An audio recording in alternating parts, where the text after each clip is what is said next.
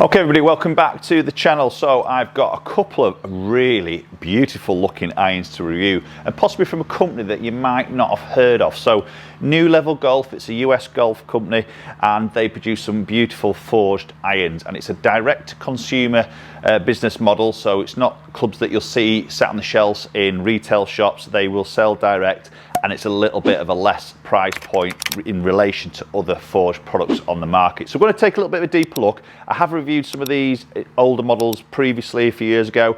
These look really good, so I'm excited to sort of hit these and test them. I've got TrackMan on the floor, so obviously we'll provide you with some numbers and obviously my personal feedback of these two forged irons.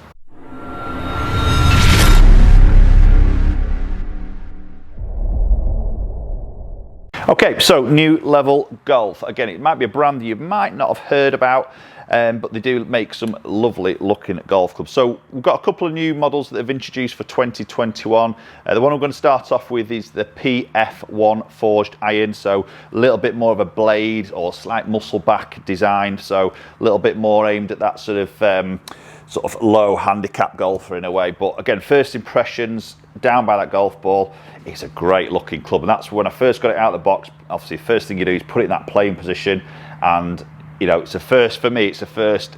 I like it or I don't like it. You know, looks are very important to me, and I think that looks really stunning behind the golf ball. So minimal offset, hardly any offset at all. A sort of thinnish top line, to be honest. Lovely blade length. It's not massively squat, but it's not obviously long in that blade length. So it's a really good looking club behind that golf ball. And obviously when you look at the back of the club, it's a little bit different. We've got some sort of swirls in there, a little bit of obviously weighting in behind that hitting area. And we've got the sort of like lines in the back, so it does look pretty good, doesn't it, on the back of it? Medium sort of to slimish sole, but not mega thin by any means.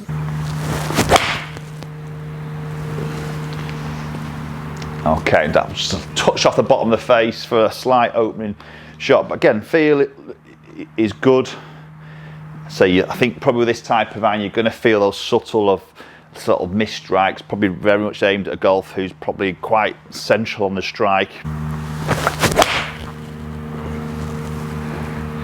Again, slightly on the face, but a really nice ball flight. A bit straighter with that one. Slightly toe, slightly low, fractionally. Yeah, carrying out 185, so some good distance there straight away. So this is 7-iron. It's coming at 33 degrees of loft, so it's not strong as you'd expect in this type of iron, but it's also not mega weak. Sometimes you see lofts around 35 in these sort of bladey type of irons, but so I think it's in a loft that's going to give you a little bit of power there, but without going too weak. Again, just a fraction toe, but the feedback through the club is great. That's what you're going to get from this club. There's the toe strike. I can feel that. You know, that's sometimes an argument when golfers play the sort of bladey type of irons. Maybe sometimes, you know, irons are put into brackets, aren't they? Right, this is now for a scratch golfer, low, you know, 0 to 5 handicap golfer. Anybody above that shouldn't be using that iron.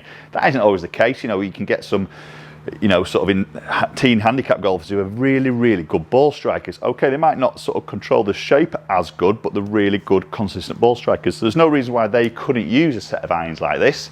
It's just obviously you've got to measure your strike pattern through that fitting. But it does give you that level of feedback, and certain golfers will sort of say, well, I prefer a blade iron because if I miss it, I know I've missed it. It makes me concentrate harder in terms of focusing on the strike, where some of the cavity back larger irons, great that it gives you the help, but sometimes it's hard to know where on the face you're striking it. That was a better strike. Beautiful ball flight. Great sound, that as you expect from a forged iron. It's not clicky at all. Sounds really good. Obviously that was a better strike, so good ball speed, 124 with that strike. Spin at 5,700, so I'm always a little bit lower on my spin typically with iron, so that's probably about right for that type of loft for me. But I've got a lot of stopping power, that descent angle around that 47 degrees, peak height 103, so there's loads of height on it, good sort of stopping power as it comes into land. So with that very minimal offset, if anything at all, I can't see hardly any offset there, and that sort of slimish sole, it's very much an iron that's sort of aimed at those sort of more elite golfers who are looking to shape the golf ball a lot more, you know, that turf interaction, how they can control the blade through that impact in terms of then shaping that golf ball. So it's a forged one-piece construction, which is then CNC milled finish. So what New Level Golf is saying here, it's a perfectly flat, perfectly depth, perfect width on the grooves, consistently across all the irons, with it being CNC milled to finish the sort of production process. Yeah, that's really nice. Lovely ball flight there. Very neutral. Feels good. Sounds good. Yeah, and some pretty good numbers to back that up with. Okay, so availability on the PF1 iron is a 4-iron through to pitch wedge, but obviously you can order 5 to wedge, 6 to wedge, 7 to wedge, whichever you'd like to prefer. There's some different shaft options. As I say, this is direct to consumers. So you'd have to go on the New Level Golf website to look at those, but $840 for your 4-iron to pitching wedge. So incredible value there for a fully forged, CNC finished, beautiful looking golf club. It's, as you can appreciate, excellent value. Okay, so jumping into their other model they do now, so the PF2. So what we're going to see now is just a little bit of a cavity iron. So a little bit of a progression here from that bladed iron now with a little bit more forgiveness, but still that player's category. So again, in that playing position, it's still a great looking club. We just start to see a tiny bit of offset on there compared to the PF1 model. Little bit thin, slightly chunky on that top line, but again, it's still a nice, neat sort of product. So when you put it in that playing position, it still looks really, really good. Very similar blade length, to be honest. So it hasn't got longer in that blade length, but we've just obviously got that little bit of cavity there now, a little bit more of a perimeter weighting, just probably help a little bit on those miss hits. Okay, so again, a 7-iron, and again, it is 33 degrees of loft. So possibilities of blending these sets is obviously an option, because there's not going to be any issues with the gapping because all the lofts are the same from these two models.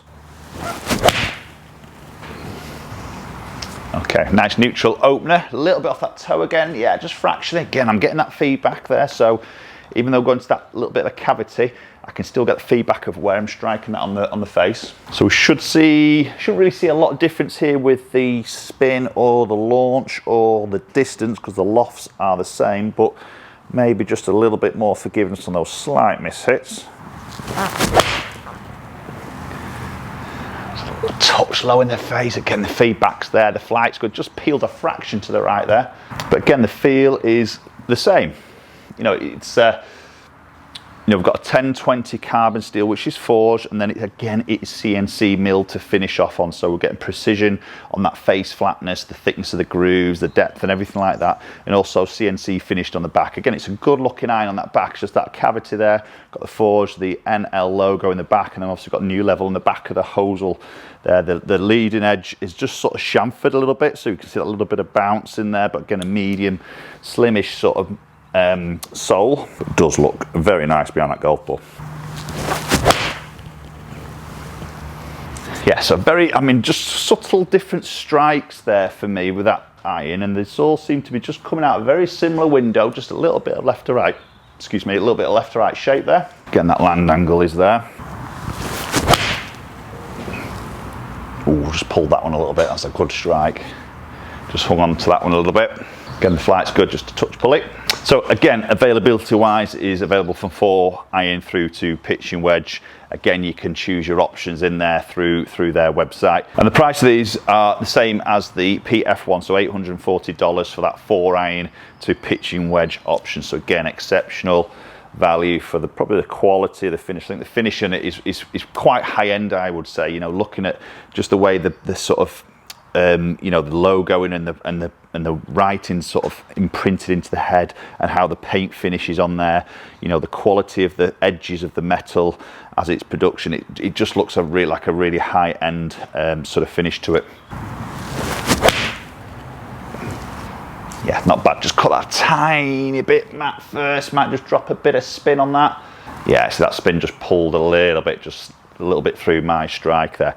Okay, so PF1, the blade, PF2, the sort of player's cavity iron. Let's go and check a few numbers out and see how they perform in a bit more detail. Okay, so we'll look at the dispersion rings to start off with. So we've got the PF1, the blade iron in the white, and the yellow was the PF2. So a little bit tight dispersion for me on those. I know we've already hit 5 shots, so quite a small sample there. But The strike's a little bit more consistent with the PF1. Just had a couple of little low strikes, maybe a few little miss hits with the PF2 iron there, a couple of little pulls. Obviously that dispersion just got a little bit wider. We can see the side on and bird's eye view of the ball flights of those shots of hit with the PF1, which is the white. Colour code, then moving into the PF2 in the yellow. See, obviously very, very similar on the way the ball flies, the peak, the height, descent angle, distance looks to be pretty similar. We'll look at that in a little bit more detail. Obviously just the dispersion got a little bit wider there. Obviously that's a bit more me than the club itself. And then just sort of looking into the numbers between those two irons. So you can see club head speed obviously pretty identical there, 90 mile an hour mark, which is typical. Ball speed, again, very identical, smidge quicker with PF1. I'd say I probably just struck that a little bit more consistent there, possibly. Launch angle, identical as you're going to expect, and the spin is absolutely identical as an average, which again you're going to expect. So there's not a lot of difference between the performance of those two clubs, and we're not going to expect that. Both are 33 degrees of loft, both are sort of a full forge. There's not a lot of tech in either of those in terms of extra materials put in there, tungsten or you know, sort of speed slots or anything like that. There's nothing like that at all. These are more of a player's iron. It's a full one-piece forged piece of metal, isn't it? So obviously just with the PF2, just that little bit of cavity, just a bit of perimeter, can say that in English, the perimeter weight in there, which just helps on those slight miss hits. Okay, so for me, two cracking irons there. You know, beautiful looks, beautiful feels, decent performance, and obviously a price tag that if you're not in the market to spend that more of that sort of mainstream of the bigger brands, then possibly something to look at. Maybe the slight downsides with that is availability to actually get them in your hands and be fitted for them, and obviously see them and feel them. They possibly might do a little bit of a demo program, maybe. I know some of the direct consumer brands do that, but again, go and check that out on their website. But for me, two really good looking irons, feel good. Let me know in your comments down below. New Level Golf, is that a brand you've heard of for starters? It'd be interesting to hear if you have, and if so, is it something that you've had in the past or you've managed to try? I'd love to hear your thoughts as always, so do post them in the comment section down below. If you enjoyed the video, do hit the like button, very much appreciate that, and more importantly, do subscribe if you haven't done so, and hopefully we'll catch up with you all very soon.